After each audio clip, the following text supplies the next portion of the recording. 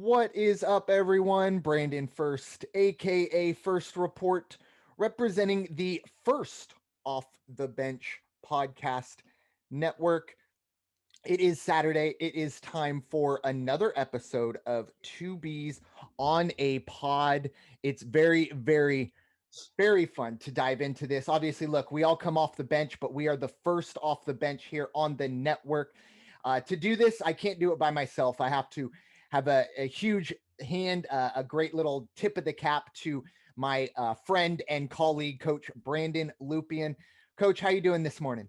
Good morning. Good morning. I can't wait to divulge into this slow week of sports for us. For us, particularly as far as what we do on this show. Normally, when we used to do Wednesday to Wednesday, there was always something popping off, and whether it was that while we record this and go on, or days before. So, yeah, it's been a slow week. There's Yeah, been and it would be big stories, super.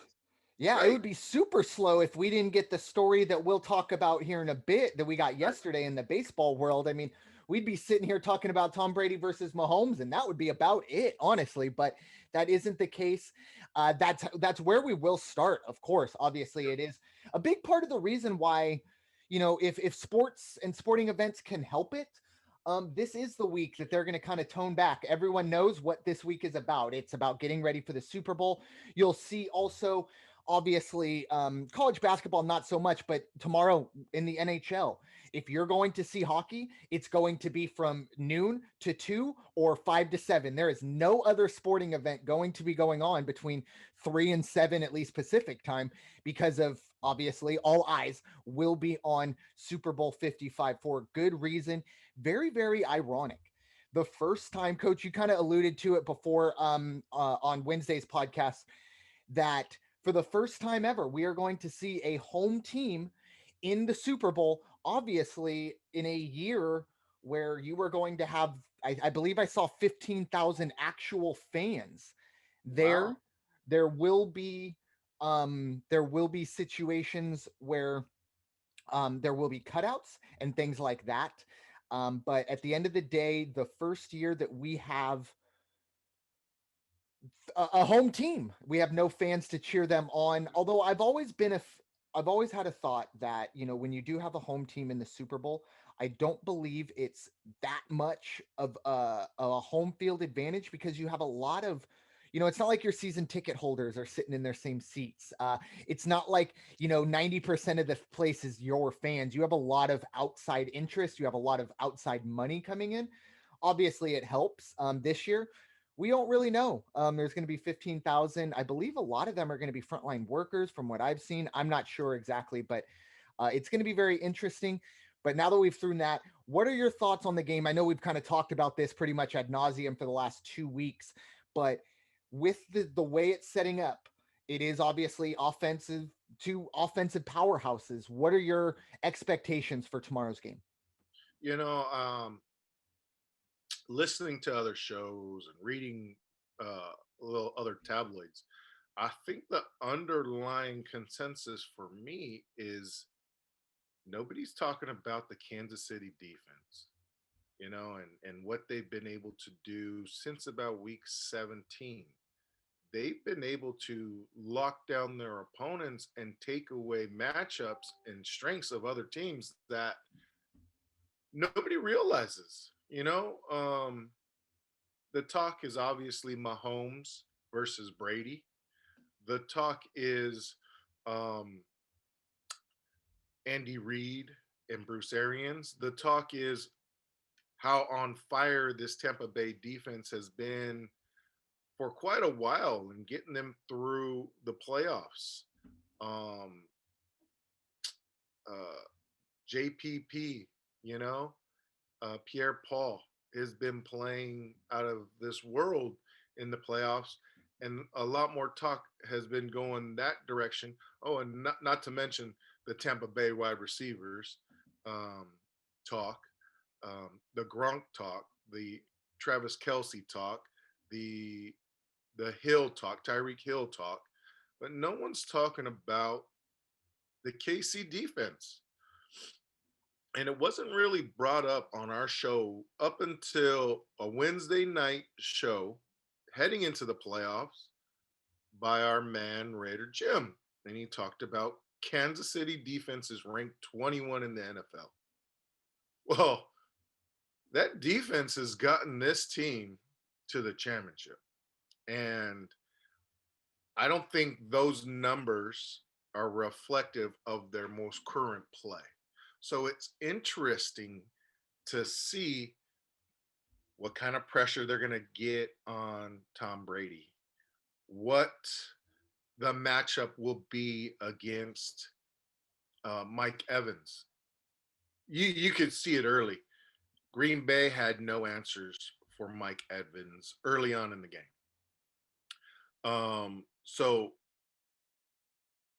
KC's playing with a number of no names except for one, the Honey Badger in the backfield, right?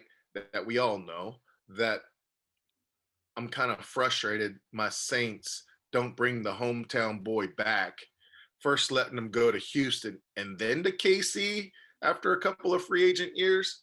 Like, come on, man. Like, that's where we're hurting the most. Sorry. No more Saints talk. Well, in a little bit. But I think nobody's talking about how well this Kansas City defense is going. Because it and I forgot, the talk's been about the hot coaching candidate Eric Bieniemy as well, but no one's talking about this KC defense. And I've early on thought, you know what? Tampa Bay just lost by 3 to them earlier in the year. The roles of the health of the offensive lines have been flipped. Early first matchup, Tampa Bay's offensive line was horrific. Now KC's offensive line is missing 2 starters on the bookends, if anything. So I'm like, oh, it was 3 then. It's Tom Brady in an element that he's more than comfortable with. Um, I'm liking Tampa Bay in this matchup. But then I'm like, but no one is talking about this defense. And this defense has been playing lights out. And they're doing it together. And that's what you want. I know our buddy Raider Jim says it's going to be one in the trenches. And I firmly believe that. But when you're looking on the outside matchups, they do match up well with Chris Godwin running through the middle. They do match up well with Mike Evans going over the top. It's going to be a tight ends game. I've heard this. Maybe it's Grunk's last game, so he's going to go all out. But then on Wednesday, I've talked about Cameron Brake. That guy might be the first guy to score a touchdown in this game. If you guys are considering prop bets, where the prop bets for the tight end is a plus 260, I think. So that's a nice little number, nice little nugget. And then we talk about KC's offense, and everyone's talking about how Tampa Bay cannot cover the tight end. Well, then you got Kelsey, who's that hybrid. So it's like it's gonna be those guys that I think like a break, like that are gonna be the difference. It's gonna be one of those. It's gonna be a mistake, or it's gonna be one of those guys like, what's his name, Scotty. Oh, man, he's on Tampa Bay. He's Scotty Miller. Scotty Miller. It's gonna be one of those guys. That's gonna be the difference. He may have that 3rd and 14 catch, right? That extends the game-winning drive. Or it's gonna be Mecole Hardman that gets. We talked about him. He gets like 3 touches a game. Then he has like triple digits and a touchdown, and you're like, where'd this guy come from? And he does it on special teams, or he does it on a trick play, and he just explodes for yards. I want to see those guys. I'm looking forward to that game. But I think within the last 48 hours, my mind is flipped. I think I'm going back with KC to win it. To cover, that's still up in the air since those numbers they went from 3 to 3.5. Now I think they're going to be 3 again by game time. Have you heard any more on the COVID case, the Barber COVID case? They what is going down? Obviously, I think we're going to hear a little bit more today in terms of those two players. I know they didn't want to fully take them away, fully say no, you can't play. They're going to hopefully wait to, who knows, maybe they get some negative tests today. But as I kind of talked about on Wednesday, it could have been a lot worse. Patrick Mahomes was in that line. Could you Yeah, imagine if Patrick Mahomes couldn't play in this game? I mean, that would be, I mean, it would almost be like, we need to reschedule this I'll because tell that's you. what we want.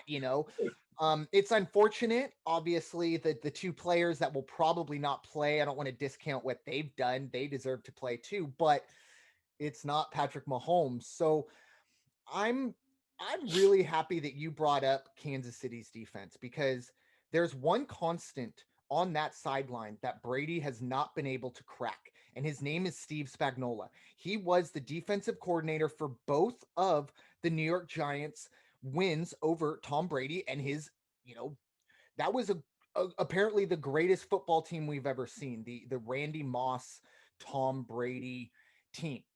Right. Well, they I think they put up 14 points against that defense. And if you look at Brady in his 9 previous Super Bowl games, the combined amount of points that his team have scored in the first quarter is 3. It was in the Eagles game. It was in the Super Bowl, or 2 or 3 years ago. They were down 9-3 at the end of the first quarter. That's the only time that Tom Brady in a Super Bowl has scored a point in the first quarter. Now, I do believe outside of that Randy Moss team, I do believe this is the most weapon filled, most electric team he's ever had. Hmm. It's still, though, I mean, you still got Spagnola on that sideline. He knows how to win, he knows how to beat Tom Brady. It's going to be a really interesting thing because if you are Tom Brady, if for whatever reason we head to the end of the first quarter and it's 14-3 Kansas City, you're going to have a hard time getting back into that. I know Tampa Bay has a really good run defense. A lot of people are all in on, you know, 400 yards for Mahomes and things like that. I think that Kansas City is still going to try and establish the run. I really like Edwards Hilaire over 31 and a half yards. I like that. I think he's 14-1 to be the first player to score a touchdown. I like that as well.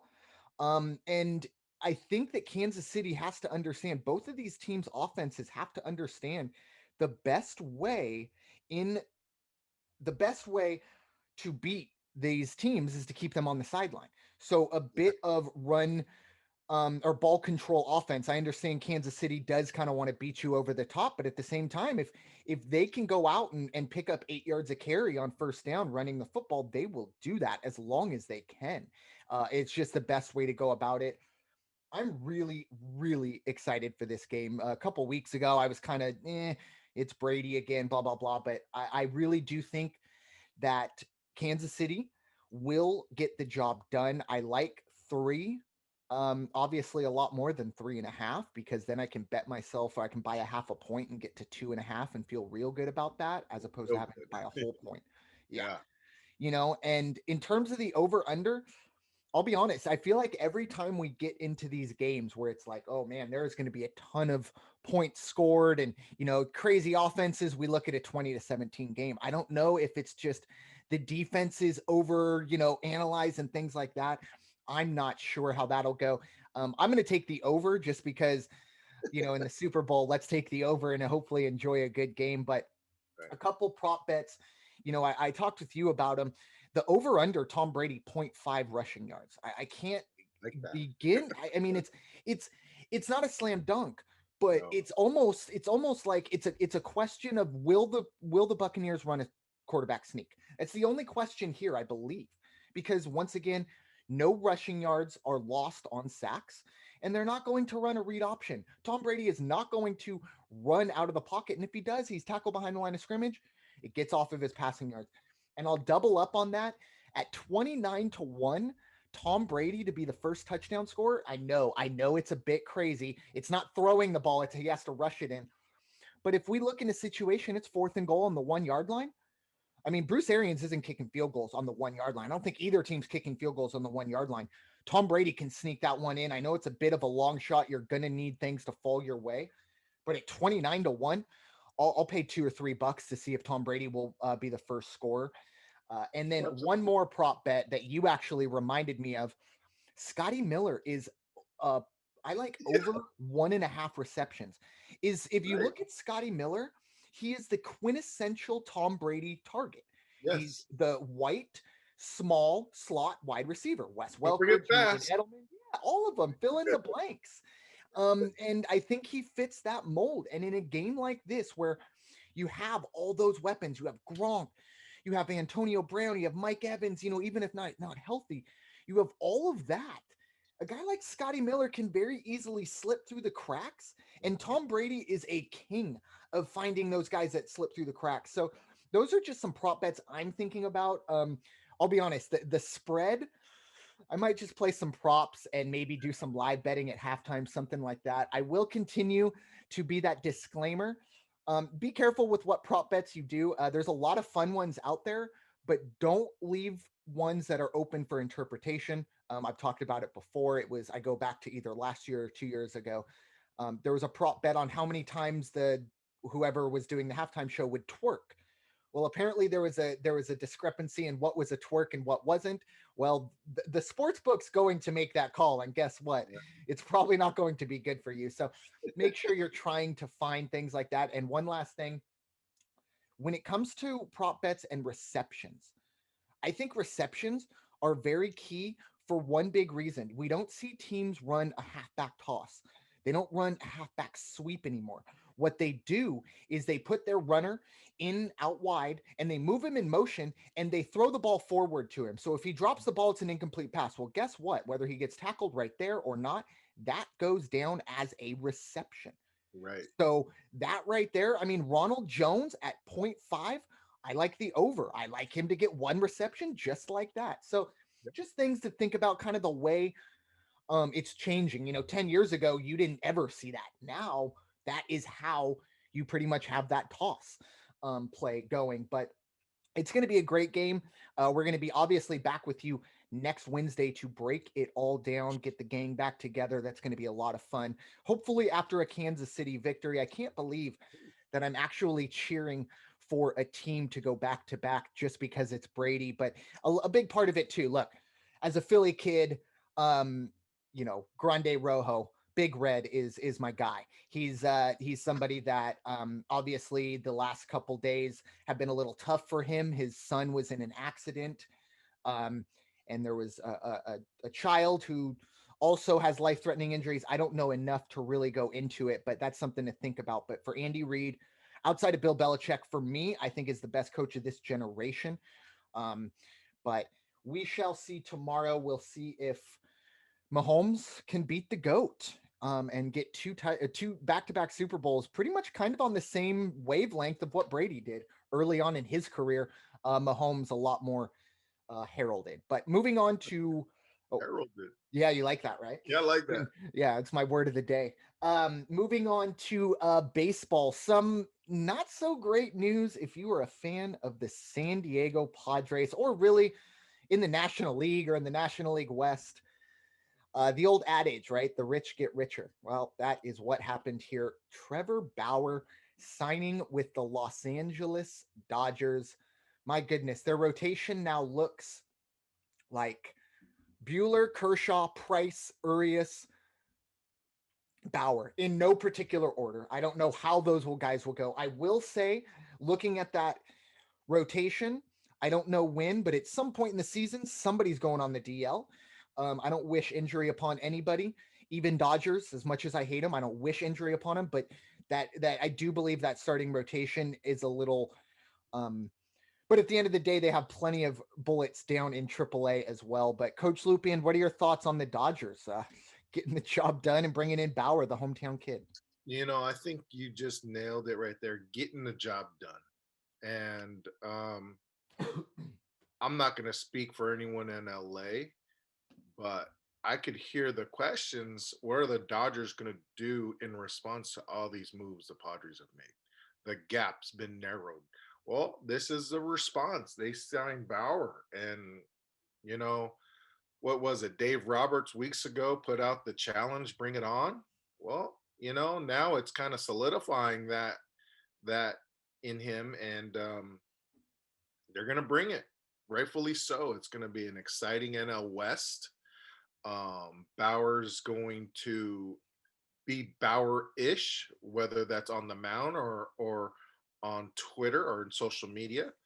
Um, and I'm more excited for the challenge. You know, my only question is to you: did they overpay? Because I really don't know. I know the number. I heard the number, and I don't know if that was a reach on their end or an overpay. I want to know what you think if that is the case. Yeah, that's a great question. Thank you for perfect little lead in. Um, Trevor Bauer is, as you said, he's a really good baseball player. He's a great pitcher. Um, Yeah. in my mind, though, I question um whether he's all in. Obviously, last year he was all in. One of the biggest things in sports, fantasy sports, things like that. One of my favorite things to do is find the guys on contract years. Guys with contract years, it's there. They put their work in the offseason, guaranteed. Yeah. Trevor Bauer was also very fortunate during the COVID pandemic to be in. If you're unfamiliar with his thing, there's on YouTube his channel. It's called Momentum. It's a fantastic channel. It's not just about Trevor Bauer. It's great analytics and baseball and little things like that. It's a really fantastic YouTube channel. Um, but he had pretty much a house full of major leaguers. So, he had that wiffle ball game that was going on that was behind closed doors. So, when you have other major leaguers, we saw Joe Kelly, right? He's trying to work on his curveball with a net in his front yard and he breaks his wife's window. Well, Trevor Bauer has a diamond in the back and he's playing with major league pitchers or batters. So he has an advantage last year. He had essentially a longer spring training. Does that factor in? Trevor Bauer at the one time was a top prospect, and I don't ever think he got to where he was expected to. Last year he did. Well, guess what? That was a 60 game season. I'm not Yeah. saying he wouldn't have done it over 162. I'm just saying that's one third of the sample size. Right. So, where does that go? Now, $40 million AAV. Another thing that really kind of turns me off to Trevor Bauer is a lot of talk that he didn't sign or he wasn't going to sign for anything less than the highest AAV because he has a bit of a rivalry with Garrett Cole, a former teammate at UCLA. Garrett Cole had the highest AAV for a pitcher. So there were a lot of talk that Bauer wanted that higher. $40 million a year, only 3 years for a guy who, for me, has only been at that level for a 60 game sample size. Mhm. Terribly overpaid. But at the same time, the Dodgers don't care. I mean, the Dodgers will turn this over very quickly. They're a team that already are the top team without Bauer. Right. They have a lot of questions now to figure out where they're going to. I mean, Dustin May could probably be a number 2 or 3 on 70% of Major League Baseball teams. I don't know where he's going to. I don't know if they're going to put him in the bullpen. I don't know if they'll spot start him. Unknown. I mean, if you're a Dodger fan, that's kind of a good problem to have. It's you can never have enough. But the Dodgers definitely. I don't know if this was spurred on by what the Padres did. I don't think it hurt, but the one thing I will say with the Padres, and I had some Dodger fans come out of the woodwork yesterday to kind of poke me here and there, and Oh. they're 100% the better team right now. I agree, but at the end of the day, 365 days ago, the Padres are better now than they were then. Period. Everything else is pretty much out of the Padres' control. The Padres can't call up Trevor Bauer and say, hey, please don't sign with the Dodgers, go to the Mets, blah, blah. Everything else really is kind of out of their control. They went out, they brought in two bona fide aces. They went out and they brought in Joe Musgrove, who is going to fit into this rotation. They did some things that made this team better. That's all I can ask. Yeah. What the Dodgers do, the Dodgers are going to do. I think if you're a Padre fan, you're kind of used to it by now, right? It's like if you're in the AL East, you know, the Oriole fans kind of deal with, oh, there's a top free agent. He's going to sign with the Yankees. It's kind of how it is with the Dodgers now. But I'll tell you this right now. There will never be a better time to be a Padre fan versus the Dodgers than right now. In the next 5 years, this is going to be the premier rivalry in baseball, period. And it's not just in Southern California. It's going to be Sunday night baseball. Whenever the Padres play the Dodgers, it will be Sunday night baseball. It's kind of how we see on ESPN right now, where you know, every other primetime game, it's the Yankees, Red Sox, Yankees, Red Sox, Yankees, Red Sox. Well, guess what? I think it's going to change. I think it's going to be Padres, Dodgers, that premier rivalry. Now, my only question is the Padres need to keep it a rivalry. Yes. They need to stay competitive. I'm not saying win division title after division title, but you know, 8-10, 7-11, something like that. Not, you know, a 4-14 run and then all of a sudden you run into them in the playoffs, because the way the divisions are lined up and the way playoffs are lined up, you win your division. If you don't, you have a 1-game playoff. Now, this year's a little different. It's the expanded playoffs are still up in the air, but assuming we're going to do regular playoffs, only one team outside of your division winner is going to make it, and that's a 1-game playoff. That's 1-game playoff is like a dirty word to baseball fans, because Especially the Padres. anything can happen. Anything can happen. But I will say, if we do play a 1-game playoff, at least now we have, well, 2 aces. Before, we didn't have that. With all due respect to Denilson Lamet, he was there, but he wasn't maybe that bona fide, you know, ace.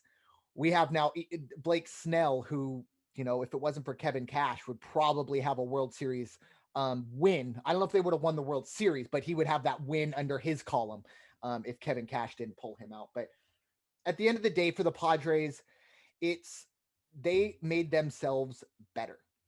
But I have a Yes. question for you now. Sure. Does this force the Padres now? We talked about it last week. Does this force the Padres now to go, okay, you know what? Maybe we had an idea that Pomerantz or Morajon were going to be in the back end of our bullpen. Maybe we'd go out and get Rosenthal. Now all of a sudden they go, oh, wow. Should I go out and get Hader? Should we go out and try and go out and get a top guy? Does this put the Padres in a spot that they kind of have to go out and make a splash again? What are your thoughts on that? You know, I would say, me personally, no, unless it's bringing back Trevor Rosenthal, making a deal where we're losing prospects. I would call a desperation move right there, more than anything, in response because of this signing. Um, if it were to bring back Rosenthal at what they're asking for, um, I would look at it a whole lot less desperate than if we were to go after a Hater. Now, I understand the word around camp is they're more than comfortable waiting toward the trade deadline. Maybe it'll cost them a little bit less prospect capital to make a move then. Identifying, closers come and go every year. Um, there could be that one closer out there that no one's talking about right now as far as his trade value, but come trade deadline, he might come out of the woodwork. So if it's not Rosenthal, I could wait. I don't have to make the desperate move, because that's the move the Dodgers made Mm-hmm. in response to what we've been doing. And I don't think that reflects well on the organization versus pride, personnel ego of a GM or front office. I don't want to make AJ sound um, egotistic and all with that, but it might just kind of, for me, it would be a negative, um, unless it's bringing back Rosenthal, just because he's been with us, and we've already lost Yates, and Rosenthal's still out there. I'm surprised he's not picked up. surprising team. Like I'm surprised you don't hear Rosenthal to the Cardinals. You don't hear, coming back, right? Or Rosenthal. Yeah, the last thing I would want to do is lose Rosenthal to the Dodgers. Yeah, right. The way their confidence is Jansen lately, right? Can you see it? I could, Yeah. but I'm glad you brought up what do they do with Dustin May? I'll tell you this right now. Dustin may be that spot starter, and he'll always spot start in a Padre Dodger series. He will, right? He will, or he'll come in the second, right, and then just go, guys, electric. Yeah. Sorry, he is, It's but it's it's it's a it's better than, like I said, 365 days from now, or back, last 365 days, the Padres have gotten better. yeah, Obviously, when you look at what the Dodgers have done though in the last two off seasons, bringing in, arguably the best baseball player in the world, not named Mike Trout, in Mookie Betts, and then obviously bringing Trevor Bauer in, bringing him home to the LA area. There is an opt out after year one. This is and only a 3-year yeah, deal.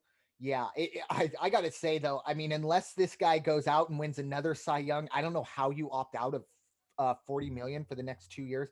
Just me, I don't know. Obviously, a big shout out to him and his staff getting that really crazy deal. yeah, I'm kind of curious what the Mets offered. From what I understand, the money was more, and it might have been the lack of options because we've always heard Bauer. I'm ready. I'm good with signing 1 year deals for the rest of my career. And then he gets this, and then you're like, oh, but he has an option out of 1 and 2 years, the first 2 years. Oh, it's like pretty much working on a 1 year deal anyway. Yeah, it's he. I think I saw a quote. I don't know if it was real or what, but he had said that he Oh, he it's had real. told a couple of his buddies that they would be able to kick him in the midsection if he ever signed a long-term deal. So Right. that was his thought process all along, and I really do believe that a part of it was the fact that the Mets wanted more. They didn't want to opt out after year one because the Dodgers are an absolute contender. The Mets are a bit of a question mark. I know they've had a great offseason. Francisco Lindor is in. They got McCann as well, but they're second or third best in that division. The Dodgers are probably the best team in baseball, and they're going to pay you. He's also, he went to UCLA, so he's from that area. It's For me, it's a match made in hell, but for them, it's a match made in heaven because it's great for everyone. I think Bauer got what he wanted. He Yep. was able to be the last guy to sign. He had a week all by himself to where, okay, You got all all these. eyes are on me, and which is his right. Hey, believe me, it's you can do whatever you want. But he got everything he wanted, and I could not believe the financials in this deal because I really, really, really do think the Dodgers overpaid. But at Okay. the end of the day, it's kind of like a billionaire maybe buying $100,000 yacht. Okay, maybe he overpaid, but does it make a dent? You know what Right. I mean? For us, it's like, whoa, I can't believe Yeah. that. But for them, it's like, oh, whatever. It's only 3 years. In 3 years, we'll deal with it then, and we'll sign another guy. So it's very different, climates for the Padres and Dodgers. Although I will say, the ownership group for the Padres has turned a corner and is throwing money around. I think they're up in the top 15 in terms of payroll, so that's huge. I did see that Trevor Bauer's $40 million salary is actually higher than three major league teams' entire payroll right now. It was the Indians, Royals, and Pirates, I believe. Maybe Orioles. But anyways, yeah. So just real bad stuff. But the Padres were there. The Padres used to be that team, really for the long part of my Of, lifetime, of outside of the them 20s, building a 2000. stadium. Yeah. Perfect. Moving on to our last subject of the day. It's been a little while since we checked in on our Aztecs basketball. But to be fair, it's been a little while since they've been out on the court. New Mexico, the Lobos have. I don't know if they've canceled their season, but they have canceled. They canceled the 2 games that they were supposed to play this week with San Diego State. So the last time we did see San Diego State, they were taking care of business in Laramie, beating up on Wyoming. Teams that a team that they should beat up on. They have oh shoot, I just had it. They have San Jose State on Monday and Wednesday, and then they will head up to Fresno. But I want everyone to keep an eye on that February 25th. That will be my brother's 21st birthday. So happy early birthday to him. But Yeah. February 25th and February 27th, San Diego State, Boise State. Those are going to be the games to keep an eye on, assuming San Diego State takes care of business against San Jose State and Fresno State. If they lose one of those games to San Jose State and Fresno State, I think their bubble officially pops. I think if they can win 2 games against Boise, that all of a sudden maybe puts them out of the bubble and puts them in. Right. Unknown, but you still got to get through Fresno twice, or it'll be San Jose State at home twice, and then Fresno State in Fresno twice, and then we will have Boise. But what are your thoughts from what we're really kind of the halfway point for the bubble team that is San Diego State? I think I think this first game against San.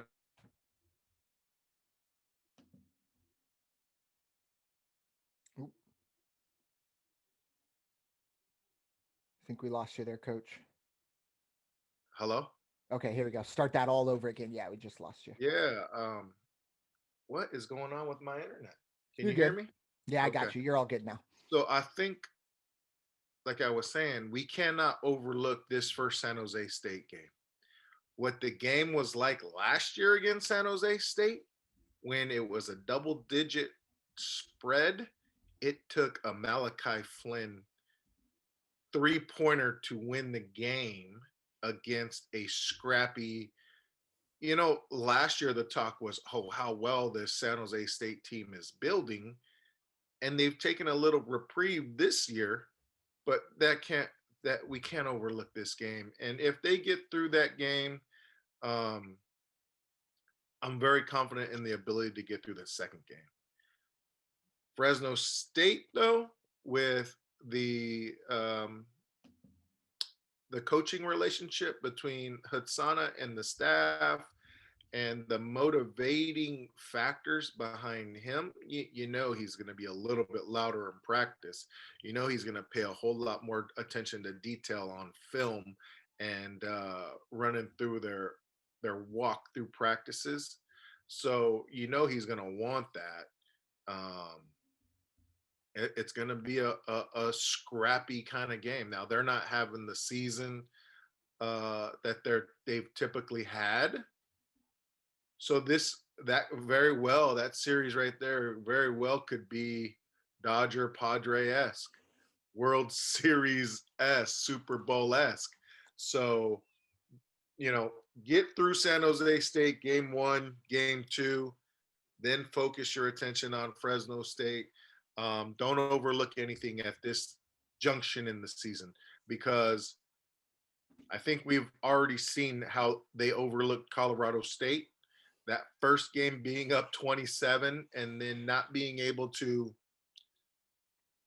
be efficient at anything after that lead. Really, that's going to be the killer, I think, when you're talking about bubble burst and whatnot. Yeah. But, fortunately, Matt Mitchell is back. He played against Wyoming. The knee injury, thank goodness for him, isn't career threatening. And thank goodness for Aztec Nation that he's able to get back on the floor and contribute the way Matt Mitchell does. Interesting though. San Jose State, Fresno State, Boise State. That's the calendar alone there. I would expect that's pretty tough. It's pretty tough. Forget about the Utah State and the Colorado State. I would have rather faced San Jose State early versus later. Yeah. Anytime you give these teams extra game film to evaluate and pick up nuances of things, it's scary. and now with this whole series of games being played versus like one game the first half of the season, second game in the second half of the season, the turnover time to recover and recoup and reevaluate situations, um, they seem split because one time you see a real close game and then you see the blowout, which is very good for me on Bovado. We're not Bovado bigot. So, but yeah, I'm excited. I'm excited for to see the Aztecs once again. I miss them. I miss Yeah, them. it's we kind of take it for granted. You don't normally expect, oh, you're going to go 10 days in March or in the middle of February or late January, early February, and you just don't really expect that. It's definitely a new thing that we're all dealing with. But for San Diego State, I think you hit it on the head. This now, while we're looking ahead to Boise State, San Diego State cannot. Right. San Jose State is going to be a challenge in terms of, I think, overlook. A lot of these kids are going to overlook them. I don't think there's a ton of talent on San Jose State. Fresno State's different. I think there is a little bit of talent there. You already alluded to the coaching familiarity between those staffs, and it's really before Boise and UNLV on the basketball side had become our rivals. Fresno State and San Diego State, that was the rivalry overall. Now, like I said, it's more UNLV, Boise State, New Mexico side of things. But Fresno State, a lot of these lower level teams in the Mountain West, it's very similar to what we see with Gonzaga in the West Coast Conference. This is for San Jose State, these two games, they can win one of these. That coach can point to that and go, hey, you know what? We went whatever we did, but you know what? I got to win over San Diego State. I got to win over Boise State, so they're always getting the best go from these, smaller or less talented teams. And, for San Jose State, they had a great football season, but they're not you don't really think of athletics when it comes to San Jose State. Fresno State's different. We're talking about, you got plenty of professionals from Mm-hmm. Fresno State. Can't really say the same thing about San Jose State, but I really look at how San Diego State's going to deal with these 4 games. I want to see them blow them out because who else wants to see that? The committee. Yeah. Because they look at things like that. Their 3-point victory over San Jose State last year. Well, it wasn't that big of a deal because they went 32-3. But if they were a bubble team, and the committee looked at that and wait, you needed a last second 3 to beat San Jose State. We're going to go with this team over here that actually only lost by 2 to, Duke or something like that. So something like that. But for San Diego State, get through these 4 and try and get one against Boise. See where you're at in terms of the standings. I think the thought process, though, in that locker room, no matter what, has to be win the conference tournament or we're not making it in. That has to Yeah. be the mindset because at this point, unlike last year, everyone knew like they weren't a bubble team. They were automatically going to get in, no matter what they did in the conference tournament. This year, it's up for grabs. No one wants to go into Selection Sunday being that bubble team, being one of those first 4 out. Right. Nobody likes to be a 1 seed in the NIT when you were hoping to be a 7 seed in the NCAA tournament. So my thoughts there on San Diego State. I'm really excited to see them back in action. Interested to see how the rust factor goes about it, but it's all kind of leading up for 19 days from now. Boise and San Diego State. You say rust factor, I say fresh legs. There you go. But I'm glad you brought up the football fact, how good of a season they had. Because I'll tell you right now, and I think all staffs across the board in that San Diego State athletic department have ignored the fact that San Jose State has put a target on this other one. There's a NorCal SoCal rivalry. 2, like it being a state school, like factors in. And San Diego State's been the model that San Jose State's been trying to follow, whether that's for football or basketball or anything else. you know, and I don't want to say they're close behind because I don't think they are. But as long as that dog is hungry, you better watch out, man. You better watch out. You don't have And to tell me about them hungry dogs. I know how fast they run, those Eagles. there you go. But you know, um, it'll be it'll be fun to watch this stretch. And you know, let me just say this: knock on. I don't have any wood on me right now for any of those three opponents that we're gonna face. Just stay healthy. Boise State, San Jose State, Fresno State, San Diego State, especially. Just stay healthy because I don't want series cancellations to be the cause of why one we're on the bubble or two why we're not in the dance. Um, but along the sides of those, just on a human side, right? Stay healthy, kids. You know, stay healthy, staffs. You guys are doing a great job that us in the public world don't really recognize. One, being a student athlete, two, having to follow all these protocols that are new to you and us and society. Um, just stay healthy. You know, you're on the stretch run of your season. Um, take that extra care. You know, just take that extra care Exactly. because I think, and I think I'm more speaking on the fact that a great San Diego State team um, lost that opportunity to show what they really were last year. You know, and the way the NCAA wants to do it this year, at least they have a game plan.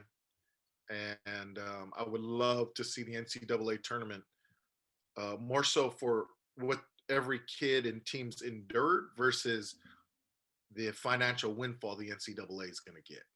You know, I mean, geez, what these kids are going through right now is unprecedented and something that we've never faced before. So, um, stay healthy, wash your Amen. hands, stop hating. Amen. Hey, that's my line. No, I'm just kidding. It's your line. Yeah. That's a dollar there. Actually, but no, I'm just kidding. Oh, my bad. Yeah, it's exactly a situation.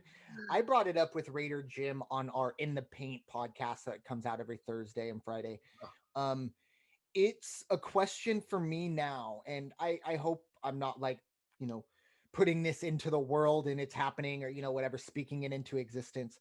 I just wonder, some of these schools, some of these players, when you maybe fall to 5-10, 6-9, or whatever, and you know that we're not going to make the tournament, we're not going to do all the things I want. Does your guard get let down? Do you decide that, what, who cares if we have an outbreak? Who cares? We're not going to make the tournament. We're not going to do that. I'm not.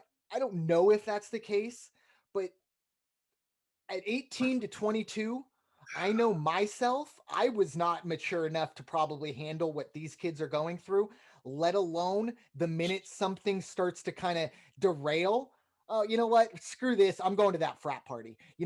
Screw this. I'm gonna go walk the quad without a mask. Just little things like that. Obviously, look, when you're Gonzaga and you're Baylor and you're undefeated, you're top of the, yeah. Let's put in the work.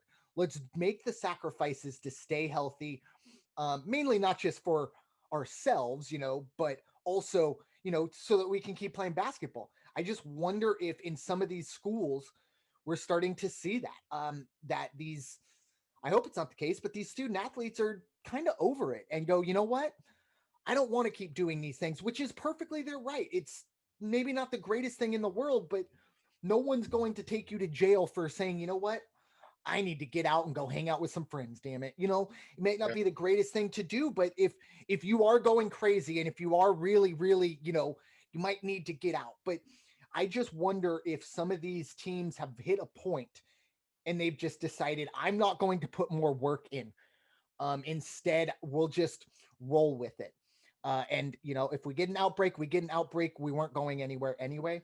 Hope that's not the case, but it just, the pessimist in me is always kind of have an eyebrow up, like, seems like all the teams that are dealing with these are teams that probably won't be a factor Right. come March. But once again, that's just my pessimistic, negative attitude. final thoughts there, Coach Lupian, on that, and another fantastic. I believe we're at episode 16. Two B's in the Wow. pod. You know, I don't want to sound like a broken record and say I always look forward to, but I do. It's always a great jump start to my weekend, my only day off of the week. And I get to spend it with a good friend of mine. But, normally we touch on our Eagles and our Saints. And I just want to say one last thing um, in regards to my Saints. They just restructured Breeze's contract. That's 24 million help against the cap. Um, Jameis Winston is being mentioned in Indianapolis and in Chicago.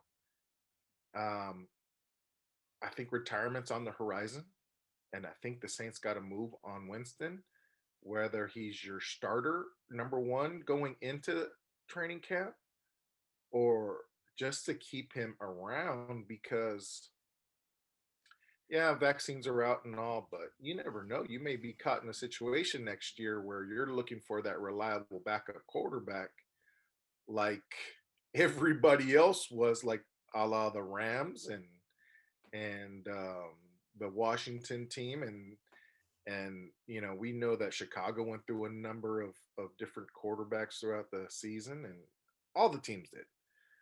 Please lock up Jameis, whether he's your one or not, because I think we talked about maturity over the week as far as the playoff teams go. I would love to see the maturity in him and re-sign with the Saints. If he were to go chasing that dollar elsewhere, it's probably that blessing in disguise as far as how his maturity level has not risen or whatnot. But I do believe the dude is talented. I do believe. Um, I think you saw a different kind of Jameis on the sidelines, and you could easily see an immature Jameis just go through the motions on the sidelines, knowing I'm not the starter, or you could see him engaged, and that's all I saw. I saw him engaged and infatuated with his role, and that shows a lot to me. So I'd love to see him back. But my final thoughts are that was my Saints tidbit for the week, and there's not much going, but enjoy the Super Bowl all. I, like myself, will probably stay, or like Mr. First, will stay away from the spread and go with the props and have some fun with it. Enjoy the rest of your weekend and stay blessed. Amen. Yeah, and I'll just kind of piggyback on what Coach said in terms of hey, I got some quarterback drama in my camp as well with the Eagles, and from everything that we've been hearing, or I've been hearing, that a trade is close. I'll do the air quotes for everyone that's not watching, but it's close. I'm over here going, you need to get it figured out before the draft. Their draft picks need to be coming back our way. What are they? I don't know. I don't know what the value is out there, but I will say for the Eagles, they obviously there's some pictures. There was a picture of, it was the Super Bowl on the sideline. It was Carson Wentz in street clothes, Nick Foles and Doug Peterson, and they're calling a play or whatever, and it's just the caption said, "Can you believe this picture was taken 3 years ago?" Jeez. And essentially they're all gone. Two of them are gone. You would expect Carson to be gone this offseason as well. I just worry. I don't know. Maybe I'm one of the only people. I'm not fully sold on Jalen Hurts. I'm not saying that he doesn't have it. I'm just, there were 3 or 4 games, but once they got situations where they had film on him, he regressed. Every game he regressed. I wonder about that. I think maybe this is a little jumping the gun a little early, but at the same time, they need to get Carson Wentz's cap off the books. If he does end up losing out to Jalen Hurts in the quarterback controversy, the Eagles are in a lot of trouble. So I understand why it's just a little concerning for me. But at the end of the day, the Eagles new head coach, obviously going in a new direction. Who knows? What will Carson Wentz bring in? Where will he go? That's kind of, after the Super Bowl ends, I think going to be one of the biggest question marks out there is, where does Carson Wentz play next year?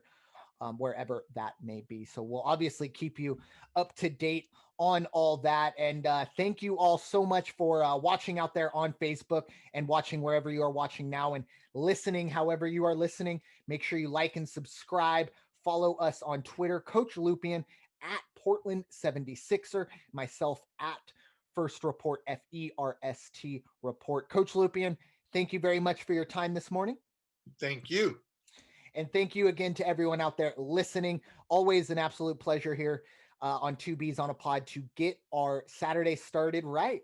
So now it is time for you all to go wash your hands and stop hating everybody. Enjoy the game tomorrow. We will be back next week to wrap it all up. Have a good one.